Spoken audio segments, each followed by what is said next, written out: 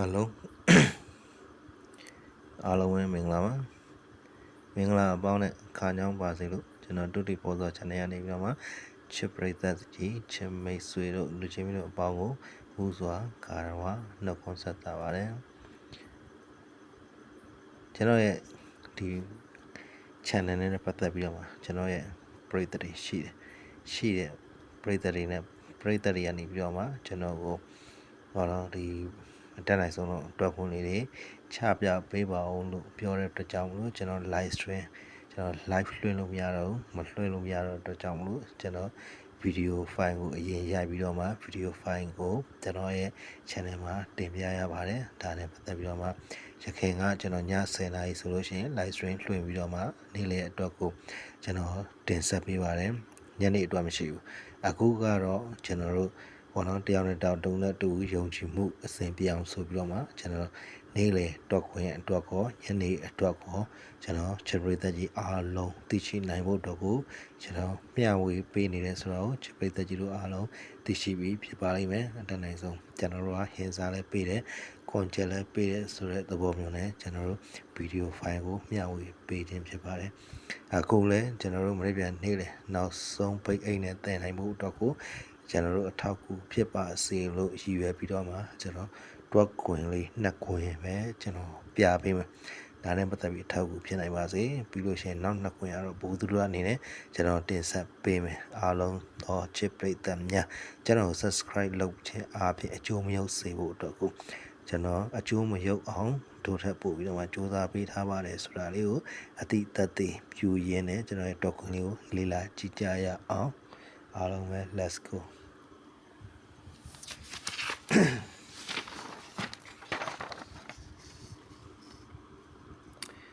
အဲ့တော့ကျွန်တော်ပထမဆုံးတွက်ခွင့်ကိုကျွန်တော်တွက်ထားပြီးတဲ့ဟာကိုပဲကျွန်တော်အချင်းချင်းပြောပြလိုက်တော့မယ်နော်အခုတွက်ခွင့်နဲ့ပတ်သက်ပြီးတော့ကျွန်တော် key တွေရှာမပြီးတော့ဘူးတခါတည်းကျွန်တော်တို့ key break ကိုပဲတန်းရှာလိုက်တော့မယ်နော်4ရယ်3ရယ်ပေါင်းလိုက်တဲ့အတွက်ကြောင့်မလို့ခွန်6နဲ့ပေါင်းတော့3ပါဝါသည်8 3 8 key သည်ကျွန်တော်တို့အပိတ်ထိုင်းမယ်ထိုင်ပြီးတဲ့နောက်မှာသူ့ကိုထိတ်ကိုဘလို့ရှာမလဲဆိုရင်ကျွန်တော်တို့ထိတ်ကိုမရှာတော့ဘဲနဲ့ brain နဲ့တွဲရှာမယ်9ရယ်1ကယ်ပေါင်းတော့6 8နဲ့ပေါင်းတော့4ပါဝါသည်9 4 9 break အဲ့တော့3အထိုင်နဲ့ဆိုတော့ခါကြတော့ကျွန်တော်တို့1 3နော်ပြီးရင်9 4နော်အဲ့တော့3ကိုနောက်ပိတ်ထားမယ်8ကိုနောက်ပိတ်ထားမယ် break နဲ့ညှိမယ်ဖြစ်တဲ့အတွက်ကြောင့်မလို့ကျွန်တော်တို့နော်4 break ဖြစ်တဲ့ကြောင့်မို့6 8ပြီးလို့ရှိရင်9 break ဖြစ်တဲ့ကြောင့်မို့1 8နော်အဲ့တော့ကျွန်တော်တို့6ဒီမှာတော့ကျွန်တော်တို့4 break ဖြစ်ဖို့ဆိုလို့ရှိရင်1 3 6 3ဆိုတဲ့ကြောင့်မို့ကျွန်တော်တို့6 3နဲ့အပြီးပေါက်သွားမယ်အဲ့တော့ကျွန်တော်တို့နောက်တစ်ခါထပ်ကြည့်မယ်နော်နောက်တစ်ခါထပ်ကြည့်မယ်ဆိုတော့9ရယ်4ရယ်ပေါင်းတော့3ရယ်5ရယ်ပေါင်းတော့8 3ဒီကီဒီအပိတ်ပဲလာမယ်အဲ့တော့သူ့ကို83ကိုအပိတ်ထားမယ် break နဲ့တွဲဆော်မယ်ဆိုတော့ကြောင့်မို့38 88နော်3888 3ကိုအပိတ်ထားမယ်1 break ဖြစ်တဲ့ကြောင့်မလို့83နော်6 break ဖြစ်တဲ့ကြောင့်မို့33အဲ့တော့4ကွက်ထဲကျွန်တော်တို့ထိုးမယ်နောက်တစ်နေ့ကျွန်တော်တို့ဆက်ကြည့်မယ်3ရဲ့1ကဲပေါင်းတော့4 9နဲ့ပေါင်းတဲ့အတွက်ကြောင့်မို့3ပါဝါသည်8 38ကီဖြစ်တဲ့အတွက်ကြောင့်မို့38ကီကိုအပိတ်ထားမယ်9 5ရဲ့9ရဲ့ပေါင်းတော့4နော်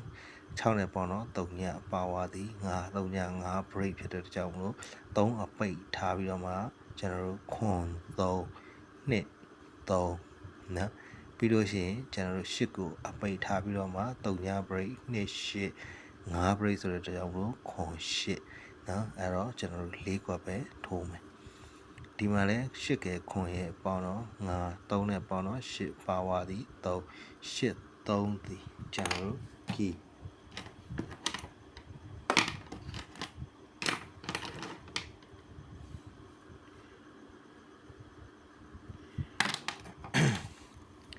83ကီသည်အပိတ်ထားပြီးတော့မှ8 break 3ည8 3 break ဖြစ်တဲ့ကြောင့်မလို့5 8 3ကိုအပိတ်ထားပြီး8 break ဆိုတော့5 3 break ဆိုတဲ့ကြောင့်မို့3ည3အဲ့တော့3ည8 5 8 5 3 3ည3 ကျွန်တော်တို့ထိုးမယ်ရှစ်3အပိတ်ထားမယ်3 break 3 break လူကြီးမင်းတို့ချစ်ပရိသတ်တို့မနေ့ပြန်နေလေနောက်ဆုံးပိတ်အိတ်နဲ့သဲဖို့ဒီ၄ကွက်ဟုတ်မလားမဟုတ်ဘူးလားဆိုတော့ကျွန်တော်တို့စက်ကြည့်မယ်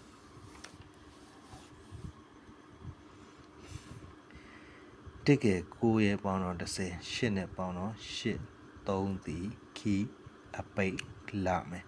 3ညရဲ့8ကတကယ်ပေါင်းတော့9နက်ခတ်6ပါဝါဒီ4 964ဒီထိတ်လာမယ်964ထိတ်83ပိတ်နဲ့ကျွန်တော်တို့စော့မယ်9ရဲ့နှစ်ကပေါင်းတော့ခွန်1နဲ့ပေါင်းတော့8ပါဝါဒီ3 83ဒီအပိတ်နှစ်ကတက3ညရဲ့ပေါင်းတော့3နက်ခတ်ပါဝါ358ဒီထိတ်83ဒီအပိတ်နဲ့အပီးပေါင်းစော့မယ်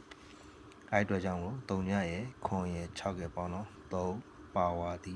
8အပိတ်နှစ်က6က9ရဲ့ပေါင်းတော့ခွန်နက်ခတ်ပါဝါဒီထိတ်ခွန်3ညနှစ်ကိုထိတ်ထားမယ်38ကိုအပိတ်ထားမယ်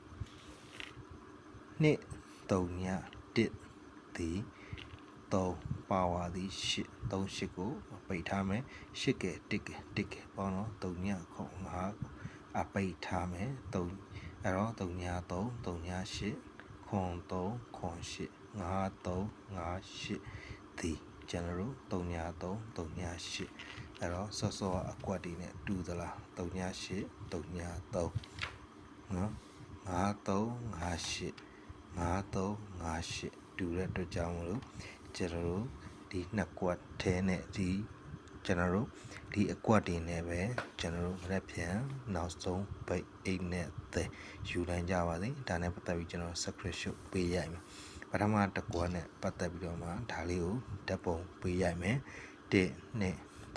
4 5ဒါလေးကိုဓာတ်ပုံပေးရိုက်မယ်1 2 3 4 5အထောက်အကူဖြစ်ပါစေလို့ကျွန်တော်ဒုတိဖိုးသော channel ကနေပြောမှာတင်ဆက်ပေးလိုက်ရပါတယ်ဒါနဲ့ပတ်သက်ပြီးကျွန်တော်ကိုဆဲတဲ့ဆိုတဲ့လူတွေရှိပါတယ်ကျွန်တော်ရဲ့ဒီဗီဒီယိုဖိုင်တွေထဲမှာနဲ့ပတ်သက်ပြီးအောက်က comment တွေမှာဆိုတာရှိပါတယ်ပြီးရင်ကျွန်တော်ကဆရာကြီးမဟုတ်ပါဘူးအားလုံးကိုအထောက်ပံ့ဖြစ်စေဖို့ပြသပေးတဲ့လူလမ်းညွှန်ပေးတဲ့သူတူညတာဖြစ်ပါတယ်ပြီးတော့ကျွန်တော်ဒီချိန်မှာပုံဆိုင်သွားတယ်လို့ဘာလို့ညာတော့အကဲပုံဆိုင်ပဲသွားတငယ်ချင်းတွေပဲသွားအတက်နိုင်ဆုံးကျွန်တော်လောက်ရမယ့်ကိစ္စကိုပြီးမြောက်အောင်မြင်စေဖို့တော့ကိုကျွန်တော်စိုးကြိုးစားပေးပါတယ်လှုပ်ဆောင်ပေးပါတယ်ဆိုတော့ချစ်ပရိသတ်ကြီးအားလုံးသိရှိဖို့လိုအပ်ပါတယ်ဒါဖြစ်လို့ဆိုတော့ကျွန်တော်စကားပြောတဲ့နဲ့ပတ်သက်ပြီးထိန်းပြောတာဖြစ်တဲ့ကြောင့်လို့ကျွန်တော်ရဲ့စကားပြောဆိုမှုကကျွန်တော်တို့ဘောတော့နှောင့်နှေးကြံ့ကြအောင်ကြံ့ကြလိမ့်မယ်ဒါသည်ကျွန်တော်မူးနေတာမဟုတ်ပါဘူးမူးတော်လဲကျွန်တော်တို့ကအတတ်နိုင်ဆုံးမူးနေပေမဲ့မူးနေရဆိုရင်တော့မှပဲကျွန်တော်တို့အတတ်နိုင်ဆုံးထိန်းချုပ်ပြီးပြောရတဲ့စကားတွေရှိပါတယ်ဒါနဲ့ပတ်သက်ပြီးတော့မှနော်အကယ်ပြောတဲ့ဆိုတဲ့ပုံကိုယ်တွေအားလုံးလည်းကျေးဇူးတင်ပါတယ်သို့ပေမဲ့လည်းကျွန်တော်ချစ်ပရိသတ်ကြီးအားလုံးအတွက်ကိုအထူးသေးသေးချာချာစူးစမ်းပေးထားတဲ့ဆိုတာကိုတော့နားလည်ပေးစီလိုပါတယ်ဒါနဲ့ပတ်သက်ပြီးတော့မှကျွန်တော်တို့နောက်ထပ်လေးလာစရာကျွန်တော်နှစ်ကွင်ပြခဲ့မယ်လို့ကျွန်တော်ပြောထားတာဖြစ်တဲ့ကြောင့်လို့နောက်ထပ်ဒီနှစ်ကွင်နဲ့မသက်ဆိုင်တဲ့ကျွန်တော်တို့ယူသုံးခြင်းယူသုံးလို့ရတဲ့ဟာလေးကိုကျွန်တော်တို့ဆက်ရှင်းပြပေးမယ်4ရဲ့3ညရဲ့9ရဲ့ပေါင်းတဲ့ကြောင့်လို့3 5နက်ခတ်ယူထားတာဟို1ချိန်သွားမယ်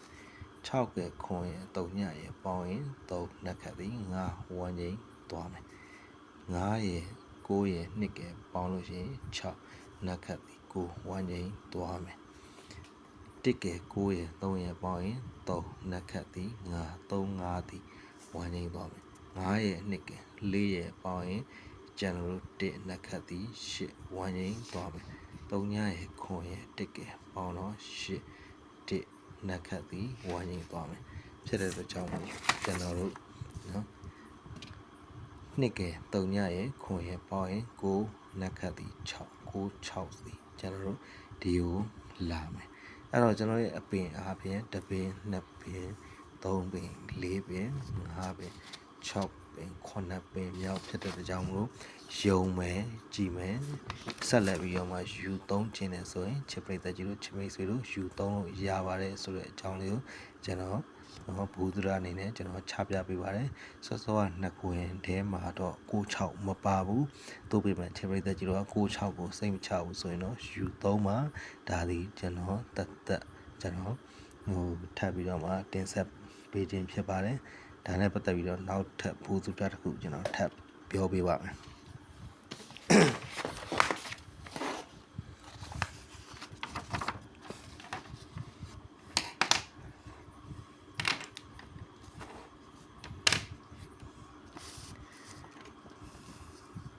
အဲ့တော့ဒါလေးကိုကျွန်တော်တို့ပြောပေးမယ်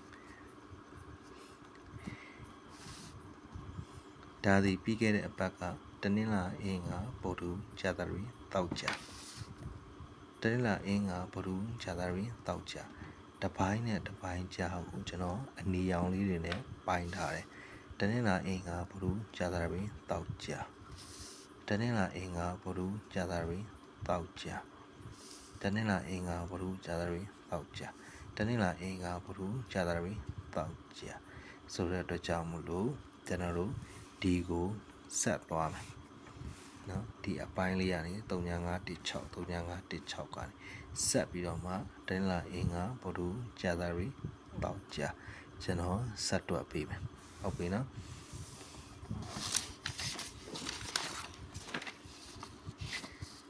အဲ့တော့ပထမတစ်ပိုင်းမှာကျွန်တော်တို့ကတနင်္လာအင်္ဂါဗုဒ္ဓ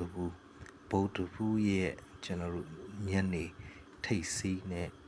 နော်ကြာသာပတိရဲ့မနက်နေ့လေထိတ်စီးကိုပေါင်းလိုက်မယ်ကိုရလာမှာကိုပြီးရင်ကျွန်တော်တို့ကြာသာပတိရဲ့ညနေအပိတ်8နဲ့တောက်ကြရဲ့နေ့လေအပိတ်ကိုပေါင်းရင်3 break ဒီနောက်တစ်ပတ်ကတနင်္လာအင်္ဂါဗုဒ္ဓကြာသာပတိတောက်ကြမှာ3 break စင်းကိုဆင်းရမယ်ဟုတ်ပြီအဲ့ဒါဆိုလို့ရှိရင်ကျွန်တော်တို့ဆက်ကြည့်မယ်တုံညရဲ့ sorry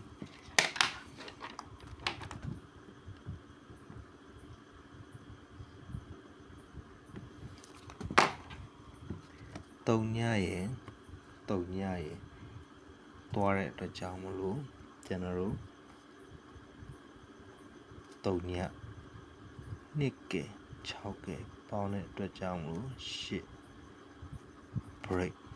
8 break ဒီတနင်္လာအင်္ဂါဗုဒ္ဓကြာသပတေးတောက်ကြနောက်တစ်ပတ်မှာကျွန်တော်တို့8 break ကြာကိုကြာရလိမ့်မယ်နော်8 break ကြာကိုကြာရမယ်ဆိုတဲ့အတွက်ကြောင့်မလို့ကျွန်တော်တို့ကတောက်ကြနေ့အတွက်ကိုကျွန်တော်တို့ break တစ်ခုရပြီးသားဖြစ်လိမ့်မယ်အဲ့တော့ကျွန်တော်တို့ဆက်ကြည့်မယ်4ရဲ့6ကပေါင်းတော့3ရဲ့4ရဲ့ပေါင်းတော့ခွန် break 3ညခွန် break ဒီတနင်္လာအင်္ဂါဗုဒ္ဓကြာသပတေးနောက်တစ်ပတ်အတွက်ကို3ညခွန် break ဒီလုံးဝမွေးကနန်းအဲ့တော့ဆက်ကြည့်မယ်8က3ညရဲ့ပေါင်းရင်8 3ညရဲ့3ရဲ့ပေါင်းရင်3 break ဒီတနင်္လာအင်္ဂါဗုဒ္ဓကြာသပတေးအတွက်ကိုကျွန်တော်တို့နော်နောက်တစ်ပတ်ရဲ့တောက်ကြအတွက်ကို break မွေး break ကျွန်တော်တို့ယူမယ်ဆက်ကြည့်မယ်1က4ရဲ့ပေါင်းတော့9ရဲ့8ကပေါင်းတော့ခွန်5ခွန် break ဒီကျွန်တော်တို့တောက်ကြနေ့အတွက်ကို break ယူမယ်နော် break ယူမယ်အဲ့အတွက်ကြောင့်မလို့ကျွန်တော်တို့တခါဆက်ကြည့်မယ်8က3ညရဲ့ပေါင်းရင်8 5ရဲ့2ကပေါင်းရင်ခွန်နော်8ခွန် break ဒီကျွန်တော်တို့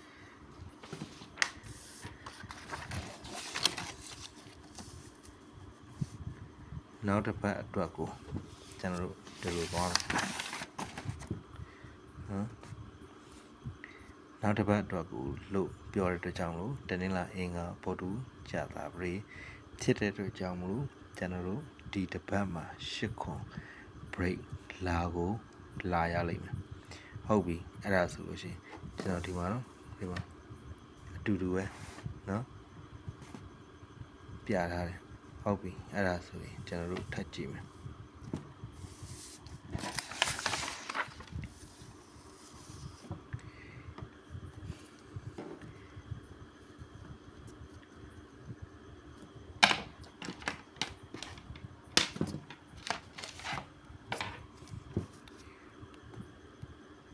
တနင်္လာနေ့ရဲ့38သည်တောက်ကြနေအတွက်ကျွန်တော်တို့ဖြစ်မှာတနင်္လာနေ့အတွက်နှစ်4သည်တောက်ကြနေအတွက်တစ်လုံးဖြစ်မှာတနင်္လာနေ့အတွက်4 5သည်တောက်ကြနေအတွက်တစ်လုံးဖြစ်မှာတနင်္လာနေ့ကခွန်3ညသည်တောက်ကြနေအတွက်တစ်လုံးဖြည့်ဆွတ်ပြီးတော့မှလာပေးမယ်တနင်္လာနေ့က9 9သည်တောက်ကြနေအတွက်ကိုတစ်လုံးလာပေးမယ်တနင်္လာနေ့က6 3သည်တောက်ကြနေအတွက်ကိုတစ်လုံးဝမ်းချင်းလာပေးမယ်လို့ဆိုရင်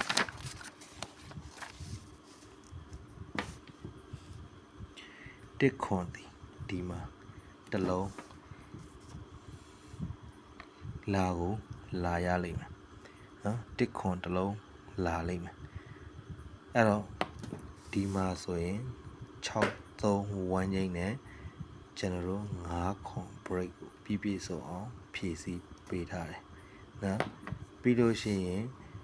8 3 break ကို9 9နဲ့ဖြည့်ဆည်းပေးထားတယ်3ညခွန် break ကိုခွန်3ညနဲ့ကျွန်တော်တို့ဒီမှာဖြည့်ဆည်းပေးထားတယ်เนาะဒီမှာတော့ကျွန်တော်တို့ပြောရင်တော့เนาะခွန်3ညသည်1ချိန် break သည်လာမယ်9 9သည်တစ်လုံးလာမယ်8 3 break သည်စင်းကိုဆင်းရမယ်9ခွန်